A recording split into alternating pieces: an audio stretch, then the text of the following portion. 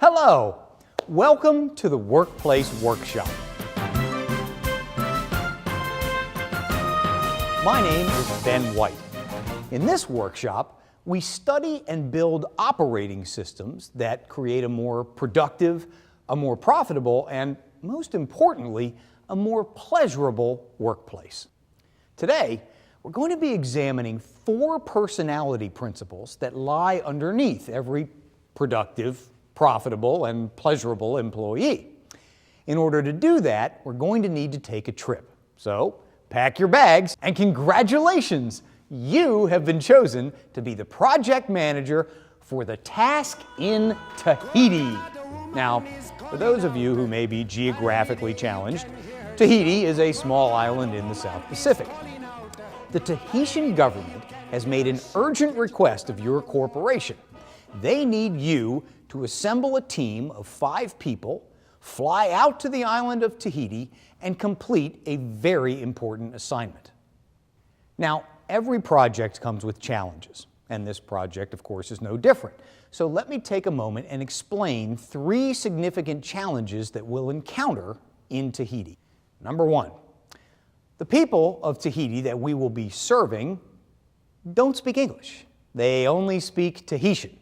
So the members of your team will be challenged in their verbal communication. Another way to put it would be that your team members are going to need their actions to speak louder than their words. So keep that in mind as you're mulling over the team you're going to choose. The second challenge that we face is that the task to be performed isn't exactly defined. Now, don't be concerned too much because whatever it is the Tahitians are asking you to do will fall within the core competencies of your business. So if you pour concrete foundations for a living, you won't be asked to sing opera or something like that. However, your team is going to need to make a lot of decisions when the boots are on the ground, so to speak. They're going to need to be decisive and yet at the same time keep the overall scope of the project in mind. Now, challenge number 3. Company revenues for the next 3 years are going to be riding on the successful completion of this project. So no pressure or anything, but all of your teammates and all of your coworkers back home are counting on you to be a success.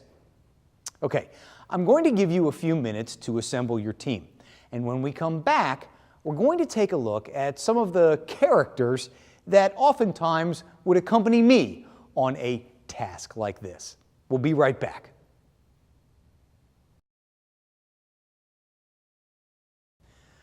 Welcome back. I hope you're pleased with the people you've picked for your team. Now, we're going to examine some of the characters that are often chosen for a task in Tahiti team. First up, there's Sally. Now, Sally is a real go-getter extraordinaire. Sally is organized. Sally is driven. Sally knows how to get things done. She's like a multitasker on steroids. I mean, she could herd cats. That's how organized she is. So Sally's energy and her drive and her determination and her organizational skills all make her someone that would be a huge benefit on a project like this. Next, there's Ed.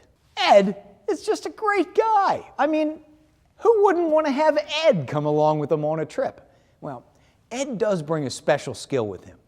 Ed likes cleaning up messes. And we all know that every project creates some kind of mess. Ed is just one of those people who's always there. You can count on him, and he's willing to do whatever is asked of him and complete it with a smile and a whistle and, you know, Ed. Good to have Ed along. We all know that we live in a world of gadgets and doodads and all kinds of equipment and hardware. We also know that if mankind made it, it's gonna break. So we're gonna need somebody to fix stuff. Where Jesse comes in.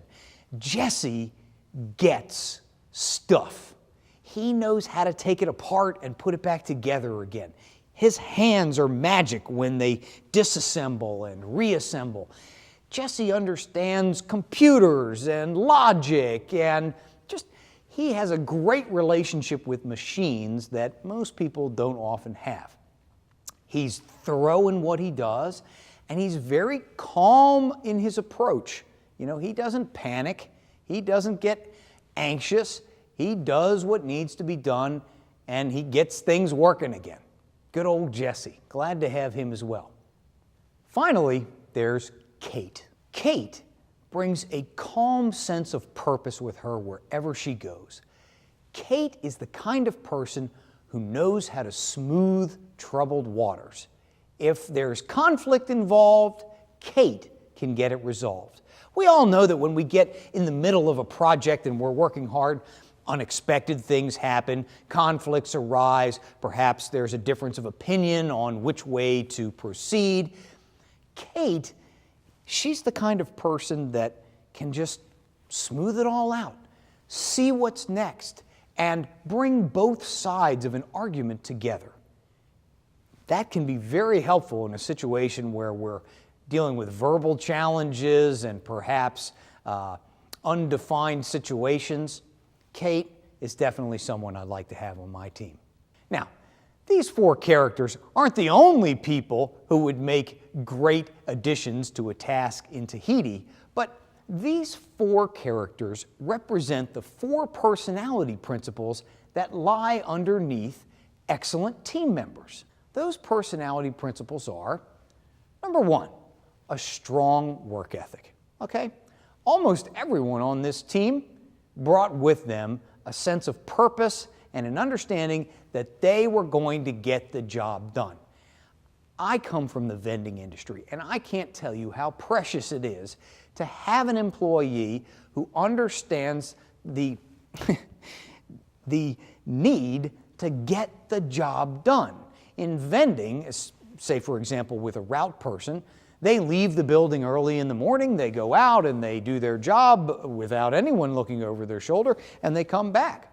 I mean, it's on their shoulders to get the job done, and they do it day in and day out. A strong work ethic is critical in any organization. Number two, dependability. Now, I also come from the world of small business, and in small business, every member of a team counts. We've got to know that people are going to show up every single day. And Ed sort of characterizes that. Ed's the kind of guy you can count on to be there, and those people are worth their weight in gold. Number three, attention to detail. I'll admit, I sometimes fall a little short in that category, so if you have someone on your team who pays exquisite attention to detail, hold on to them. That's very important. A great example of attention to detail that I like to share is, it concerns my trips to Walt Disney World. I love Walt Disney World, not just because I love Mickey Mouse.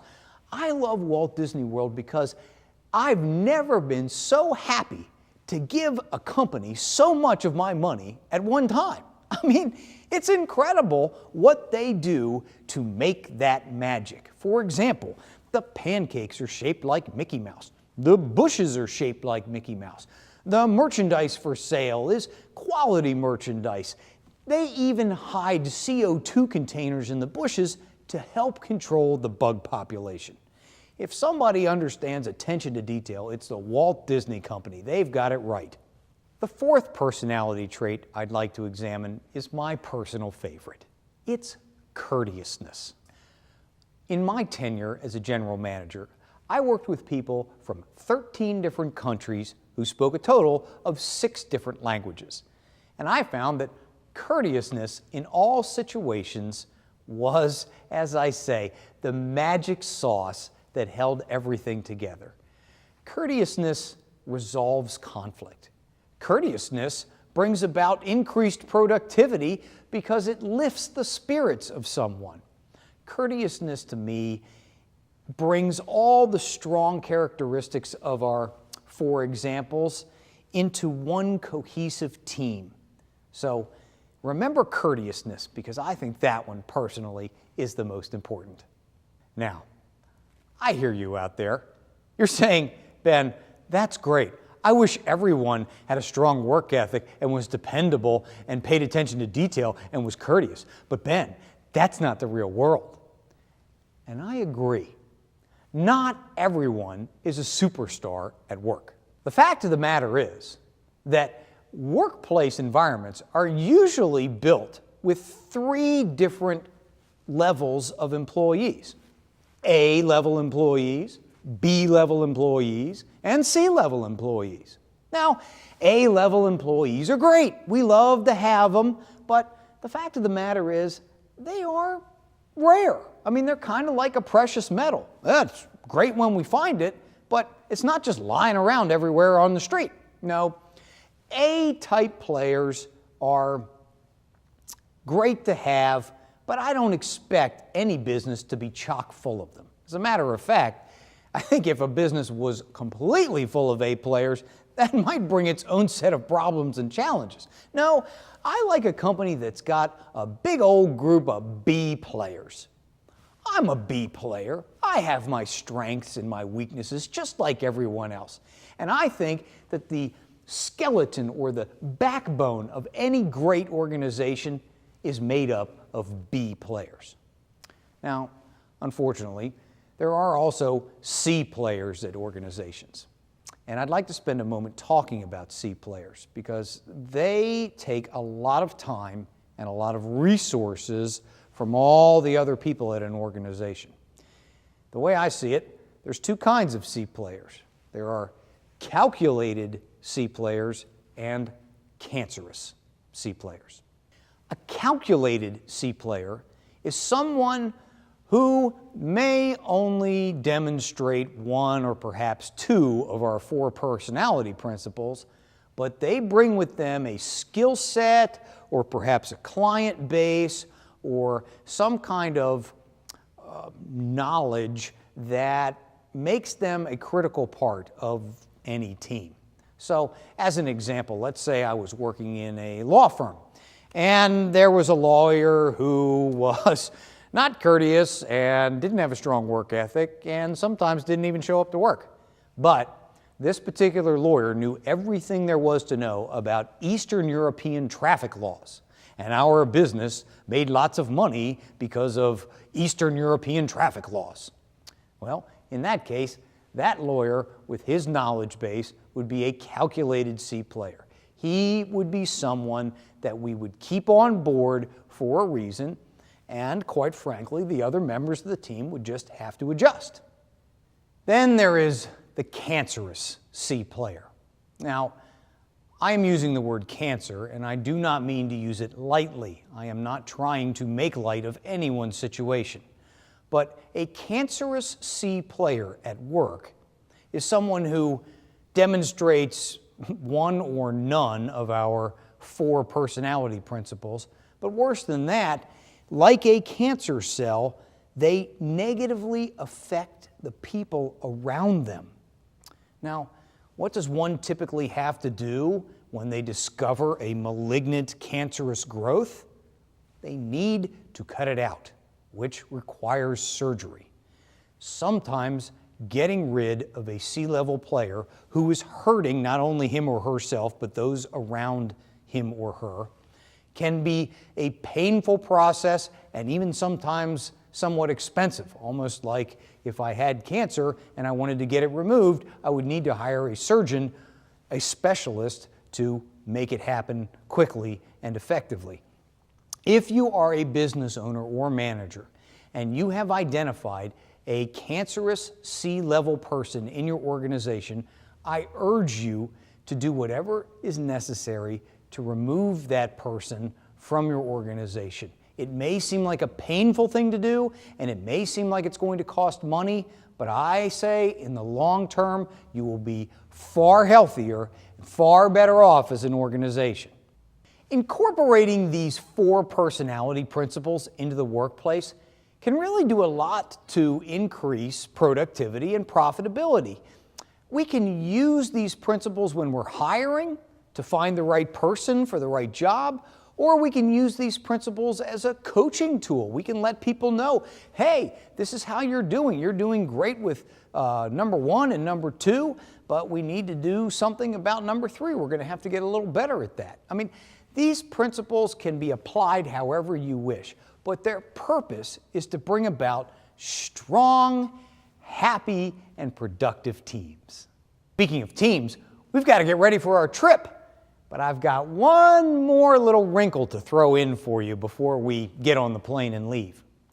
I'd like you to go back again and assemble a second team.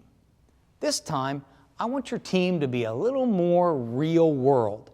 So I want you to put together a 5-person team that's got 1 A player on it, 3 B players on it, and 1 C player. When we come back, we'll see how this all works out. Welcome back to the Workplace Workshop. Hopefully you've got your real world team in place and you're ready to head to the island. Let's go! Now, as it turns out, your team did a fantastic job. The government of Tahiti was so excited by the results of your project that they decided to reward you and each of your team members with an all-expense-paid 2-week vacation at the deluxe Tahitian resort of your choice. Congratulations! Well, I hope learning about these 4 personality principles has been helpful. And I hope you can find creative and inventive ways to apply them at your workplace. The next time we meet, we'll be looking at how to take any area of a business and improve it by getting it clean, filled, and working. But until then, let me leave you with this. Wherever your travels take you, remember to always create a vision, move forward, and enjoy productivity. If you do those 3 things, I think you'll find that each and every day is a pretty good one. Take care.